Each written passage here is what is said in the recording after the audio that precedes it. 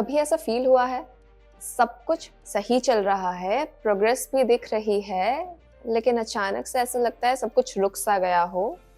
उस टाइम पे फील ऐसा होता है जैसे हमें फ्रस्ट्रेशन हो रही है, थोड़े डाउट्स होने लगते हैं और एक हेल्पलेसनेस सी फील होती है। बट वहाँ हमें ये समझने की ज़रूरत है कि असल में प्रोग्रेस रुकी नहीं है, उसका बस शेप बदल गया है अंदर से। बिल्कुल सही कहा। अक्सर पेशेंट्स हमारे पास आते हैं, ये कहते हैं कि हम इतने एफर्ट्स कर रहे हैं कि पर कुछ भी बदलाव महसूस नहीं हो रहा है। उन्हें ये समझना चाहिए कि जो स्लो प्रोसेस है वही प्रोसेस का पार्ट है, जो स्लो चल रहा है वही एक्चुअली पार्ट है प्रोसेस का।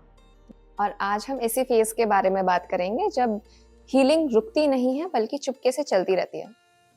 देखिए, ब्रेन रिकवरी कभी एक स्ट्रेट लाइन में नहीं होती है। ये कभी फास्ट होती है और कभी ये स्लो होती है, क्योंकि ब्रेन असल में रेस्ट नहीं कर रहा होता है, ब्रेन रीऑर्गेनाइज कर रहा होता है।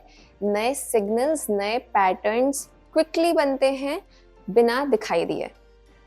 जैसे एक पौधे को हम रोज पानी देते हैं, पर उसकी ग्रोथ हमको विजिबली नहीं दिखती, पर वो अंदर से ग्रो हो रहा होता है, उसकी रूट्स ग्रो हो रही होती हैं और वो स्ट्रॉन्ग भी बन रहा होता है। वैसे ही ब्रेन की हीलिंग भी दिखाई नहीं देती है। हाँ, वो जो साइलेंस होता है वो असल में फेलियर नहीं होता। ब्रेन अपने आप को इंटीग्रेट कर रहा होता है नए सिग्नल और नए पैटर्न में। उस टाइम पे एक रीसेट मोड चल रहा होता है। और इसी फेज में सबसे ज़्यादा ज़रूरत होती है नरिशमेंट की, क्योंकि ब्रेन नए कनेक्शंस बना रहा होता है और उस कनेक्शन बनाने के लिए उसको अच्छा सा फ्यूल चाहिए होता है ताकि वो ग्रो कर पाए। ये फ्यूल क्या होते हैं? ओमेगा 3 फैटी एसिड्स, वही flax seeds, chia seeds, magnesium, zinc, ये सब ब्रेन को डेवलप करने में, हील करने में हेल्प करते हैं। ये सब न्यूरॉन्स को काम करते हैं और नए सिग्नल्स को सपोर्ट करते हैं। बिल्कुल, इस सिनर्जी के बारे में हम ऑलमोस्ट एपिसोड 1 से बोलते आए हैं कि मूवमेंट और न्यूट्रिशन ही ब्रेन की रीवायरिंग करता है।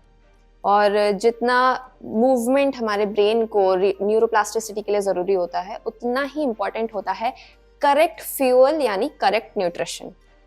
रिकवरी को रश मत कीजिए, नरिश कीजिए। कई बार सबसे बड़ा चेंज वो होता है जो कभी दिखाई नहीं देता है, जैसे पेशेंस, सेल्फ बिलीफ और माइंडसेट। एग्जैक्टली। तो जब ऐसा लग रहा है कि अब और रिकवरी नहीं हो रही या फिर कुछ प्रोग्रेस रुकने जैसी लग रही है, तो इतना याद रखने की हमें ज़रूरत है कि कुछ भी वेस्ट नहीं गया है, आपके कोई भी एफर्ट्स। हर एक मूवमेंट, हर एक मील, हर एक माइंडफुल एफर्ट कहीं ना कहीं आपके ब्रेन में रजिस्टर हुआ ही है। तो अगली बार जब प्रोग्रेस रुकती हुई दिखे तो पैनिक मत कीजिए, थोड़ा रुक जाइए। बिकॉज हीलिंग हो रही होती है even when you can't see it. और इसी के बारे में किस तरीके से मूवमेंट, न्यूट्रिशन और पेशेंट और केयर गिवर्स के माइंडफुल एफर्ट से रिकवरी हो रही है, उसके बारे में हमने अपनी न्यूरोनरिश गाइड में बताया है। So keep moving, keep nourishing और सबसे important keep believing. Thank you so much. जय हिंद, जय भारत।